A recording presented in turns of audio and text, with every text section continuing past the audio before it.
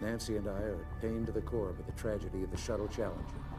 We know we share this pain with all of the people of our country. Millions watched it live, thinking they were about to witness history.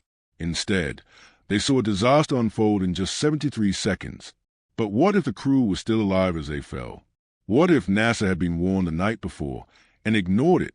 What if part of the shuttle was just found at the bottom of the ocean decades later? This isn't the story you learned in school. These are the shocking things you didn't know about the Challenger disaster, and once you hear them, you'll never see it the same way again. Let's go. The dream before the disaster, how Challenger was born. It wasn't just a rocket. It was a gamble disguised as progress. When Challenger launched into the sky in January of 1986, the world thought it was watching another proud milestone in America's space program. What most people didn't know was that this mission, like many before it, was built on years of ignored warnings, risky design choices, and political desperation. Challenger didn't just fail because of a rubber seal. It failed because it was a product of a system that made safety optional. But why did NASA push forward with such a fragile design? What was really driving America's space program in the first place? And why did the dream of reusable spaceflight begin with so many red flags? The Space Shuttle. After the final Apollo mission returned to Earth in 1972, NASA found itself in a strange position. It had achieved the unthinkable, putting men on the moon, and yet, instead of celebrating endless funding, it was now being told to scale back. Congress was cutting budgets, and public attention was shifting.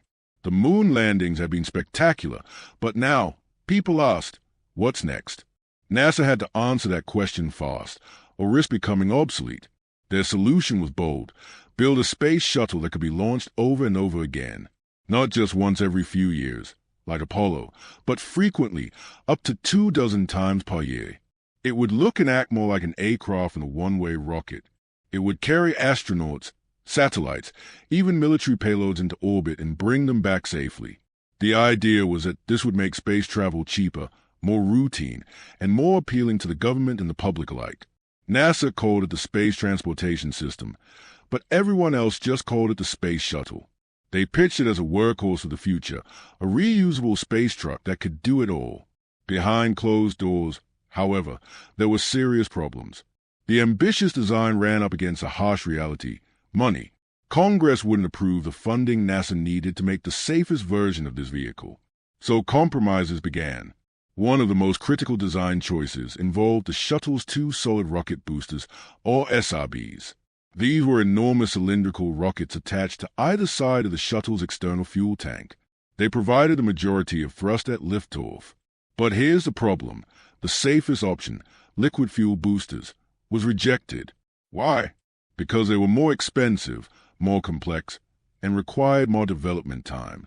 Instead, NASA selected solid boosters made by Martin Thiokol, a private contractor with strong political ties. Solid boosters are cheaper to make and simpler to store, but they are also far more dangerous. Once ignited, they cannot be shut off. They burn until the fuel is gone. If something goes wrong in flight, there's no way to abort. From the moment those boosters are lit, the crew is committed. The SRBs were also designed in segments, a decision driven by manufacturing and transport concerns. Instead of building a single, seamless rocket, Martin Thiokol made the boosters in pieces and bolted them together with joints. These joints were sealed using O-rings, rubber gaskets that were supposed to expand and prevent hot gases from leaking out. But that design came with a deadly weakness. If the O-rings didn't seal properly, especially in cold weather, superheated gases could escape and burn through the booster casing. Engineers pointed out this vulnerability early in testing. There were warning signs as early as 1981. But because no shuttle had been lost yet, NASA leadership viewed the risks as tolerable. They believed that past success was proof of future safety. It's a belief that would cost lives. During the Cold War, NASA's shuttle program doubled as a covert military asset. The Department of Defense planned to use it for launching spy satellites and classified payloads, including secret missions from a polar orbit site in California. NASA was balancing public, science, military expectations, and congressional scrutiny all at once. To secure funding, it promised up to 24 launches per year, despite each shuttle requiring exhaustive inspections and repairs after every flight. But instead of slowing down, NASA sped up. Challenger was never designed for failure, only for show. Its sleek frame concealed fragile systems and dangerous shortcuts. And as launch after launch reinforced a false sense of safety, the agency marched forward, unaware, or unwilling to admit, that disaster was already built into the machine. New bombshells about the Challenger disaster that will blow your mind. In the year 2022, nearly 4 decades after Challenger broke apart in the sky, something chilling surfaced beneath the waves. A dive team filming a World War II documentary off the coast of Florida stumbled upon an object that didn't match anything from that era. What they had discovered, completely by accident, was a 20-foot-long section of the Challenger space shuttle, preserved beneath layers of sand and seawater. It was one of the largest and most intact pieces of the wreckage ever recovered, and no one had been looking for it. The footage showed unmistakable thermal tiles still clinging to the fuselage, a haunting reminder of a tragedy most assumed had long been closed. But what else is still down there? And why did NASA keep some wreckage locations secret for so long? The discovery forced NASA to issue a rare public confirmation, acknowledging the find and stating that the debris would be preserved out of respect for the families and the legacy of the crew. But behind the official statements, the incident reignited a question that's been lingering since 1986. How much do we still not know about what really happened to Challenger, and why it happened at all? Just 2 years later, in 2024, attention returned to Krista McAuliffe, the school teacher who had captured the hearts of millions. A life-size bronze statue was unveiled in her home state of New Hampshire, showing her mid-gesture, engaging, smiling, frozen in the hopeful energy she carried into that doomed launch. The statue wasn't just a tribute. It was a signal that her legacy, and the legacy of all 7 astronauts, still matters. Across classrooms and campuses, her story is being taught not as a feel-good moment about civilian spaceflight, but as a sobering lesson in risk, silence, and institutional failure. And then, in early 2025, another name returned to the spotlight, William R. Lucas, former director of NASA's Marshall Space Flight Center, and a central figure during the Challenger era. Lucas passed away at the age of 102. 4 years, his name had been associated with the booster program, the very one responsible for the failed O-rings. In the aftermath of the disaster, the Rogers Commission had pointed to the culture at Marshall under Lucas's leadership as deeply problematic. Engineers were discouraged from raising concerns. Dissent was quietly pushed aside, and bad news was often filtered out before reaching top decision-makers. His death didn't just prompt obituaries, it reignited debate. Could Lucas have prevented crew survival of the disaster? Should more accountability have been demanded from those in charge? Some insiders have even argued that his management style set the tone for a system where safety was too easily overruled by schedule and optics. In the final years of his life, Lucas gave few interviews and never publicly expressed regret over the decisions made in the lead-up to the launch. Meanwhile, the most brutal detail of the entire Challenger story continues to shock people when they hear it for the first time. Most assume the astronauts died instantly as the fireball engulfed the sky. But that isn't what happened. In fact, at least some of the crew were alive, possibly fully conscious, during the shuttle's 2-minute freefall toward the Atlantic Ocean. The evidence? 3 of the 7 astronauts' personal egress air packs, or PAPs, were manually activated after the shuttle disintegrated. These were small emergency devices designed to provide breathable air, not pressurized, not life-saving, but a temporary aid in case of cabin smoke or depressurization. Even more disturbing, cockpit switches had been moved from their original launch positions, indicating someone was still trying to regain control or at least stabilize the descent. The cabin remained largely intact until it struck the ocean at more than 200 miles per hour, an impact that was completely unsurvivable. NASA initially withheld these details, releasing them only after intense media and congressional pressure. And to this day, the agency has avoided making definitive statements about exactly how long the crew may have remained aware of their situation. It's a deeply uncomfortable truth that doesn't appear in most school textbooks or official memorials. But it underscores how avoidable the disaster truly was. If the O-rings had held, if the launch had been delayed, if engineers had been heard, those final moments in the crew cabin never had to happen. That discomfort is what journalist Adam Higginbotham tapped into in his 2024 investigative book, Challenger, a true story of heroism and disaster on the edge of space. The book went beyond the technical failure, focusing instead on the psychology and bureaucracy that allowed the failure to happen. Higginbotham lays out in disturbing detail how NASA's culture, in the 1980s, had shifted from Apollo-era caution to shuttle-era overconfidence. Risk was redefined as acceptable, warning signs were rebranded as anomalies, and engineers were subtly taught that speaking up might cost them their careers. He describes a launch not as a tragic fluke, but as a predictable outcome of a system that had stopped listening. Through interviews, archived memos, and new disclosures, the book reveals how close Challenger came to disaster on multiple earlier missions, and how those near misses made NASA more, not less, likely to push forward without fixing the core issues. Perhaps one of the most controversial revelations Higginbotham revisits is a persistent rumor of political pressure surrounding Challenger's launch. At the time, President Ronald Reagan was preparing to deliver his State of the Union address, and having a teacher broadcast from space would have been a powerful visual to support his administration's message of American exceptionalism. No written order has ever been found linking the White House to the decision to launch. However, several NASA managers reportedly believed that another delay would reflect badly on the president, and thus chose to push forward despite the cold weather and engineers' objections. So much of what made Challenger vulnerable wasn't the technology. It was a culture that prized deadlines over details, that labeled dissent as disloyalty, that relied on public trust more than engineering discipline, and that looked at a record of close calls and decided, somehow, that things were fine. Designing for disaster, the flawed rocket NASA kept flying. The solid rocket boosters that helped launch the Challenger into the sky were never supposed to be built that way, but they were segmented, bolted together, and sealed with rubber gaskets known as O-rings.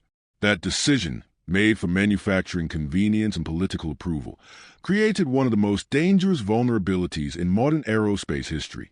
The boosters were made in sections so they could be transported by rail from a contractor's plant in Utah. Each segment was joined to the next with a field joint, sealed by 2 rubber O-rings. These rings were meant to expand when exposed to the heat of ignition, sealing the joint and preventing the escape of burning gases.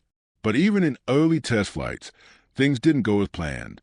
As early as 1981, engineers noticed black soot and burn marks near the O-rings, evidence that the seals weren't always working. In multiple missions between 1981 and 1985, post-flight analysis revealed erosion, charring, and even partial failure of the primary O-ring. In some cases, only the secondary O-ring, the backup, had kept hot gases from escaping. It was like discovering a hairline crack in a dam, but deciding not to fix it because the water hadn't broken through. Yet, the normalization of deviance.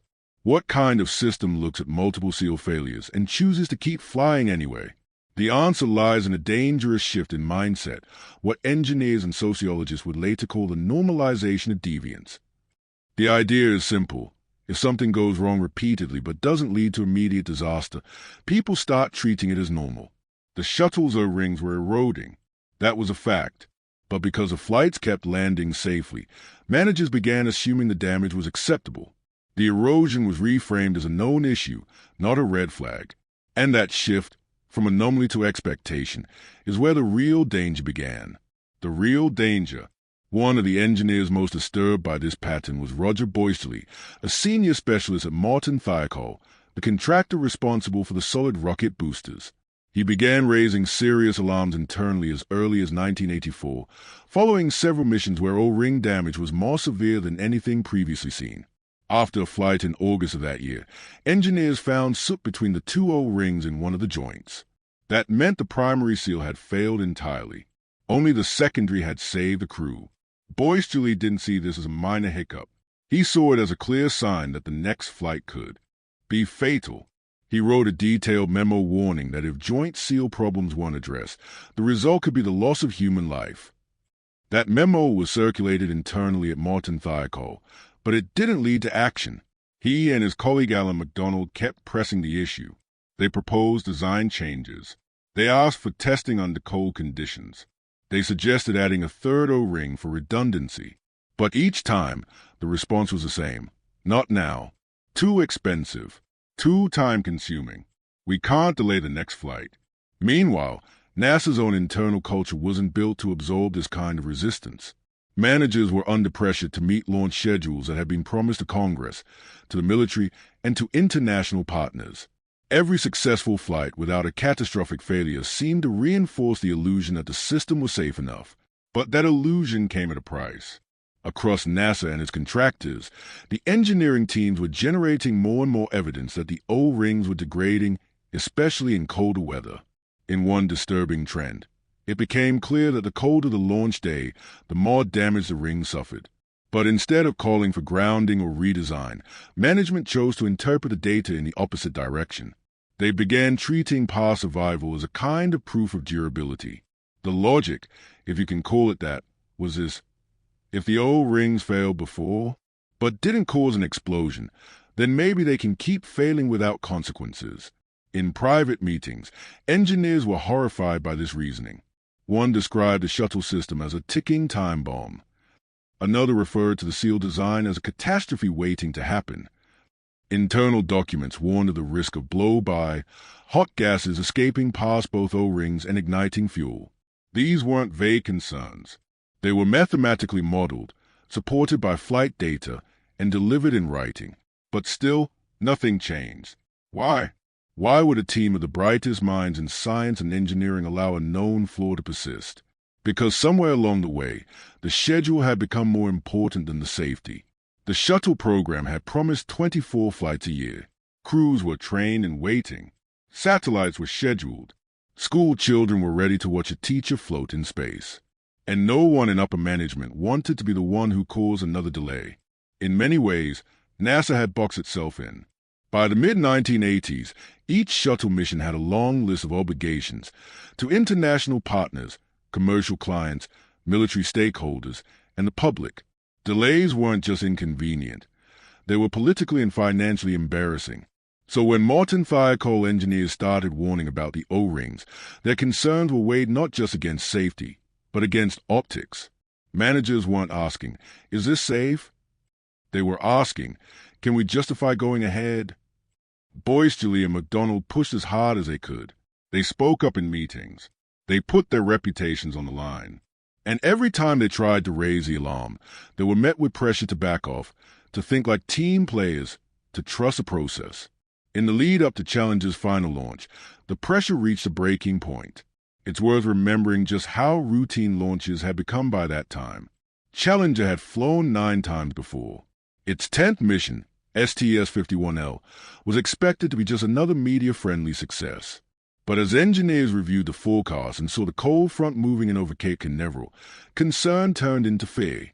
On the night of January 27th, Boisterly and other Fire Coal engineers strongly urged NASA to delay. They warned that the O-rings had never been tested in such cold temperatures.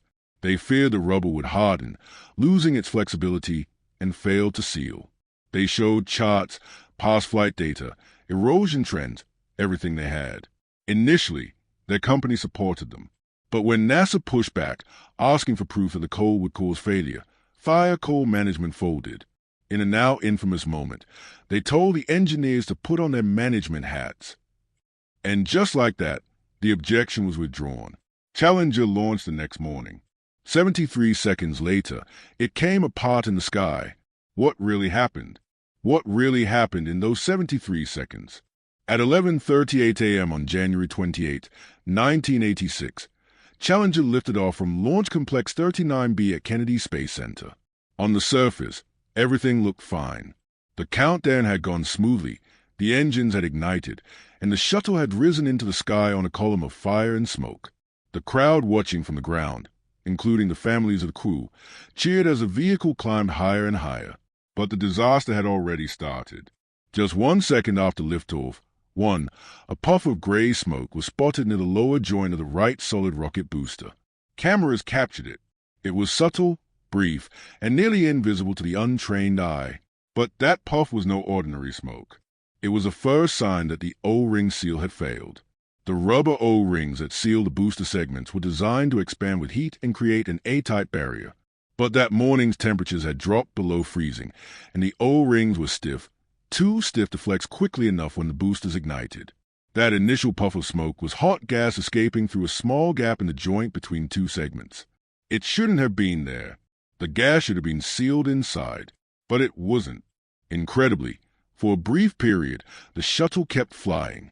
A small piece of charred insulation or solid material, debris loosened from the interior, wedged itself into the gap and temporarily blocked the leak.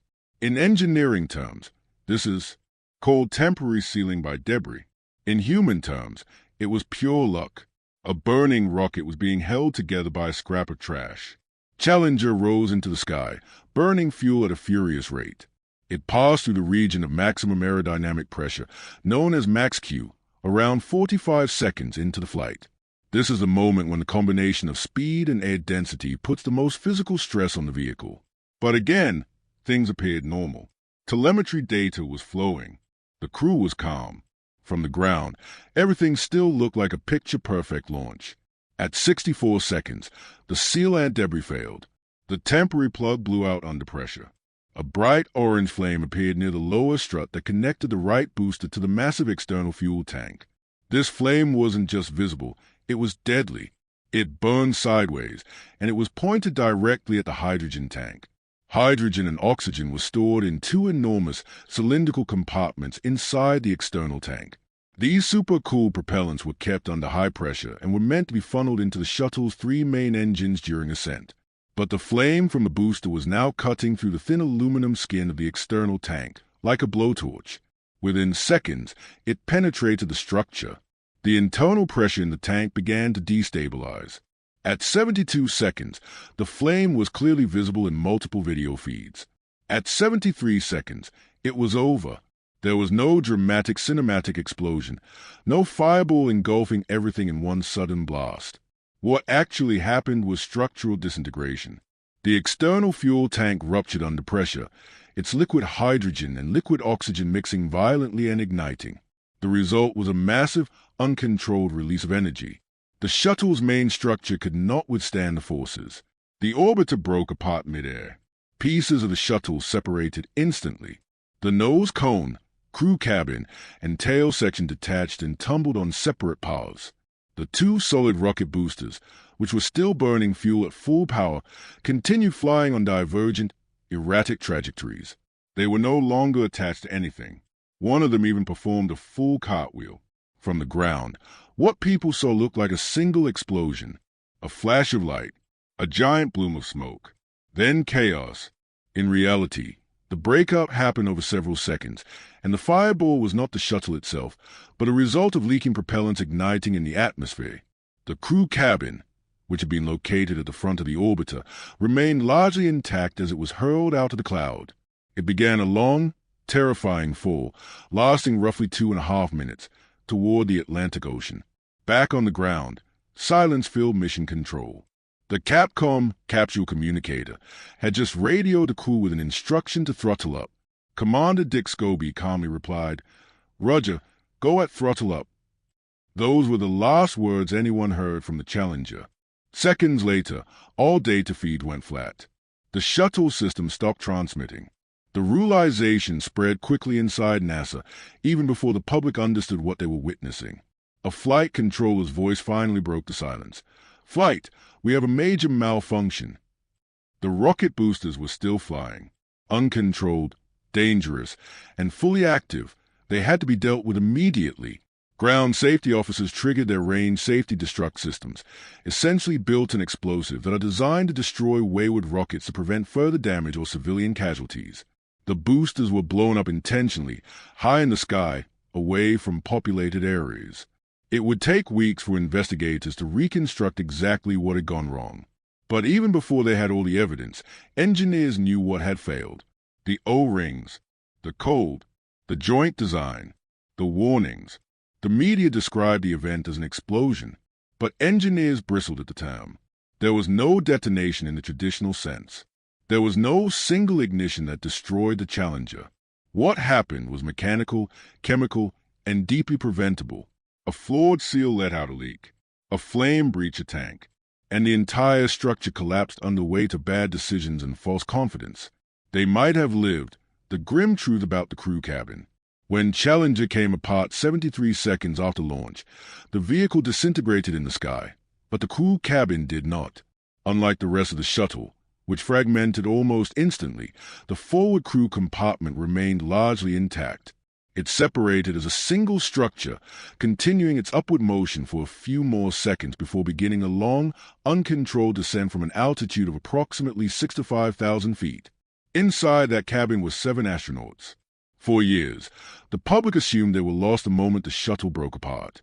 That belief was not entirely accurate. In fact, some of them were likely still alive during the descent. How do we know? Emergency air packs, known as PEAPs, were found to have been manually activated. These personal egress air packs are small, portable systems that supply breathable air for short periods of time in case of cabin smoke or loss of ventilation. They are not pressurized, and they do not offer full protection in a vacuum, but they do suggest one crucial thing. Someone had the awareness and time to reach for them. And these were not automated systems. They could only be turned on by hand. 3 of the 7 PAPs had clearly been used. This detail was confirmed during the official investigation by the Rogers Commission. It was later revealed that one of the crew members, pilot Mike Smith, also made contact with the cockpit controls. Investigators discovered that several switches in the cockpit had been moved from their standard launch positions. These were switches located in places that could only be accessed manually. They were not affected by the shock of the breakup or any onboard automation. In other words, someone, likely Smith, was trying to do something during the fall. The exact purpose of those switch movements is still debated. Some speculate they were reflexive. Others believe they may have been part of an attempt to stabilize or prepare the cabin. Either way, they tell us something very important. At least one of the astronauts was conscious after the shuttle broke apart. The descent lasted just over 2 minutes. That's 120 seconds with no engines, no guidance, and no way to communicate. The crew had no access to a parachute system. The shuttle was never designed for emergency ejection or cabin separation under those conditions. There was no power source. The lighting systems failed. There was no radio contact. The crew was alone. The cabin followed a high arc, slowly rising before it began falling toward the ocean. It tumbled and twisted during free fall, though the internal structure remained intact. During that time, the pressure inside the cabin likely dropped. A sudden depressurization at that altitude would cause hypoxia, lack of oxygen, which may have caused the astronauts to lose consciousness before impact. But because the cabin structure did not break apart mid-air, there's a possibility that at least some level of pressure was maintained, enough for a few of them to remain aware during the descent. The final cause of death for all 7 crew members was determined to be the ocean impact, not the initial structural failure. The crew compartment struck the water at more than 200 miles per hour. There was no way to survive such a force. The cabin disintegrated on contact. What investigators found in the days and weeks after the accident was deeply distressing, but it also changed the way future spacecraft were designed. Thanks for watching. If you enjoyed this, don't forget to like, comment, and subscribe. Click the next video for more exciting content.